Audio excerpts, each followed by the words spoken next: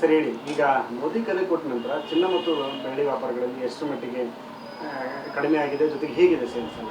ನೋಡಿ, ಪ್ರಧಾನಮಂತ್ರಿಯವರು ಕರೆ ಕೊಡೋಕ್ಕೆ ಮುಂಚೆನೇ ವ್ಯಾಪಾರ ಕಮ್ಮಿ ಆಗಿತ್ತು. ನಮ್ಮ ಜನರು ಅಷ್ಟೇ ಇರೋ ಬೆಲೆಗಳಲ್ಲಿ ಕಮ್ಮಿ ಮಾಡಬೇಕು ಅಂತ ಅವರು ಪರ್ಚೇಸ್ ಮಾಡಿದರು. ಆಮೇಲೆ ಈ ಬೆಲೆಗಳಲ್ಲಿ ಜನ ಆಲ್ರೆಡಿ ಅಗತ್ಯ ಎಷ್ಟಿದೆಯೋ ಅಷ್ಟೇ ತೊಗೊತಾಯಿದ್ರು.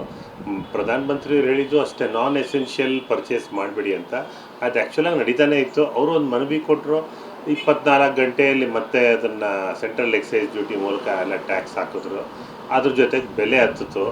ಆಲ್ರೆಡಿ ಇಲ್ದಿರೋ ಬಿಸ್ನೆಸ್ಗೆ ಇನ್ನು ಸ್ವಲ್ಪ ಬೆಲೆ ಹತ್ತಿಸ್ಮೇಲೆ ವ್ಯಾಪಾರ ಎಲ್ಲಿಂದ ಇಂಪ್ರೂವ್ ಆಗುತ್ತೆ? ಅದಾಗಲ್ಲ. ಇವಾಗ ಸದ್ಯಕ್ಕೆ ಇನ್ನು ಇವತ್ತು ನಾಳೆನೂ ಅಮಾವಾಸ್ಯೆ ಇದೆ. ಈ ಒಂದು ಮುಹೂರ್ತದಲ್ಲಿ ವ್ಯಾಪಾರನೂ ಆಗಲ್ಲ ಅದು ನಾರ್ಮಲಾಗಿ. ಇನ್ನು ಈ ವೀಕೆಂಡು, ಈ ವಾರದಲ್ಲಿ ಗೊತ್ತಾಗತ್ತೆ. ಮದುವೆಗಳ ಸೀಸನ್ನು ಲಾಸ್ಟ್ ಆಗ್ತಾಯಿದೆ. ಆಲ್ಮೋಸ್ಟ್ ಇವಾಗೆಲ್ಲ ವ್ಯಾಪಾರನೂ ಕಮ್ಮಿ ಆಗಿದೆ. ಜೊತೆಗೆ ಈ ಬೆಲೆ ಕಮ್ಮಿ ಅಂತ ಜನ ಬರ್ತಿಲ್ಲ. ಹಂಗಂತೇಳಿ ಮೋದಿಯವರು ಹೇಳಿರೋದು ನಾವು ಇಲ್ಲಿ ನಮ್ಮ ಎಷ್ಟೋ ಕಸ್ಟಮರ್ಸ್ ಕೇಳ್ತೀವಿ, ಹೌದು ಅವ್ರು ಹೇಳಿರೋದು ಸರಿ ಅಲ್ವಾ, ನಾವು ಸ್ವಲ್ಪ ತಡೆ ಹಾಕ್ಬೋದಲ್ಲ ಅಂತ ಇದ್ದಾರೆ. ಜನರು ಬೆಂಬಲ ಕೊಡ್ತಾ ಇದ್ದಾರೆ. ಆ ಜನರು ಬೆಂಬಲ ಕೊಡೋದನ್ನು ಅದು ಕಾಪಾಡ್ಕೊಬೇಕಾರೋದು ಸರ್ಕಾರದ ಡ್ಯೂಟಿ ಅದು. ಯಾಕೆಂದರೆ ನೋಡಿ, ಫಸ್ಟು ಒಂದು ಮನವಿ ಮಾಡಿದ್ರು, ಯಾರೂ ತೊಗೊಬೇಡಿ ಅಂತ. ನಾವು ಎಲ್ಲರಿಗೂ ಹೇಳಿದ್ವಿ, ಇಲ್ಲ ತೊಗೊಬೇಡಿ, ವೇಸ್ಟ್ ಮಾಡಬೇಡಿ, ಇವಾಗ ಮುಂದಕ್ಕೆ ಪೋಸ್ಟ್ಪೋನ್ ಮಾಡ್ಕೊಳ್ಳಿ, ಒಂದು ವರ್ಷ ಏನು ತೊಂದರೆ ಆಗತ್ತೆ, ಏನಾಗಲ್ಲ ಅಂತ. ನೆಕ್ಸ್ಟ್ ಡೇನೇ ಸೆಂಟ್ರಲ್ ಎಕ್ಸೈಸ್ ಡ್ಯೂಟಿ 15%, ಇದ್ದಿದ್ದ 15% ಮಾಡಿದ್ರು.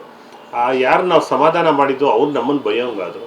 ನೋಡಿರಿ, ನಿಮ್ಮ ಮಾತು ಕೇಳಿದ್ವಿ, ನಾವು ತೊಗೊಳಕ್ಕೆ ಬಂದಾಗ ನಿಮ್ಮ ಮಾತು ಕೇಳಿದ್ವಿ, ಇವಾಗ 1300 ರೂಪಾಯಿ 10 ಗ್ರಾಮ್ ಸರಕ್ಕೆ ನನಗೆ 12,500 ರೂಪಾಯಿ ಜಾಸ್ತಿ ಕೊಡಬೇಕಲ್ವಾ ಅಂತ ಹೇಳಿದ್ರು. ನಾವು ಸ್ವಲ್ಪ ಕಸ್ಟಮರ್ ಹತ್ರ ರಿಸೀವಿಂಗ್ ಎಂಡಲ್ಲೇ ಇದೆ. ಯಾಕೆಂದರೆ ನಾವು ಸಲಹೆ ಕೊಟ್ಟಿದ್ವಿ, ಹೌದು ಇವಾಗ ಈ ಪರಿಸ್ಥಿತಿಯಲ್ಲಿ ಬೇಡ, ಇವಾಗ ನಮ್ಮ ದೇಶದ ಆರ್ಥಿಕ ಪರಿಸ್ಥಿತಿ ಸರಿ ಇಲ್ಲ, ಇವಾಗ ಒಂದು ವರ್ಷ ತಡೀರಿ, ಇಲ್ಲದ್ರೆ ಸ್ವಲ್ಪ ದಿನ ತಡೀರಿ, ಇನ್ನೂ ಸ್ವಲ್ಪ ದಿನ ಅಂತ ಹೇಳಿದ್ದಕ್ಕೆ ಮಾರನೇ ದಿನವೇ ಟ್ಯಾಕ್ಸ್ ಹಾಕಿದ ತಕ್ಷಣ ಯಾವಾಗ 10 ಗ್ರಾಮ್ 12,500 ಜಾಸ್ತಿ ಆಯಿತು, ಅದೇ ಕಸ್ಟಮರ್ಸ್ ನಮ್ಮನ್ನು ಬೆರಳು ತೋರಿಸ್ತಾ ಇದ್ದಾರೆ. ಇವಾಗ ನಿಮ್ಮ ಮಾತು ಕೇಳಿದಕ್ಕೆ ಹಿಂಗಾಯಿತು ಅಂತಾರೆ.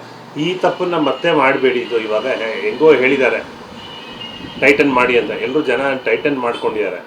ಆಮೇಲೆ ಇದೆಲ್ಲ ಆದಮೇಲೆ ಅದು ಏನು ನೀವು ತೆರಿಗೆ ಹಾಕಿದ್ದೀರೋ ಅದನ್ನು ವಿಡ್ರಾ ಮಾಡ್ಕೊಬೇಕು. ಅದೇ ಸೇಮ್ ಒಳ್ಳೆ ಮನಸ್ಸಿನಿಂದ 6% ಇದ್ದಿದ್ದು 15% ಮಾಡಿದ್ರಲ್ಲ, ಇದೆಲ್ಲ ನಮ್ಮ ಪರಿಸ್ಥಿತಿ ಎಲ್ಲ ಸರಿ ಹೋದಾಗ ಮತ್ತೆ ಅದನ್ನು ವಾಪಸ್ ಆ ಬೆಲೆಗೆ ತಂದರೆ ಜನರಿಗೆ ಸರ್ಕಾರದ ಮೇಲೆ ನಂಬಿಕೆ ಉಳಿಯುತ್ತೆ. ಇವರು ಅದನ್ನೇ ಕಂಟಿನ್ಯೂ ಮಾಡಿದ್ರೆ ಜನ ಖಂಡಿತವಾಗ್ಲೂ ಆ ನಂಬಿಕೆ ಕಳ್ಕೊತಾರೆ.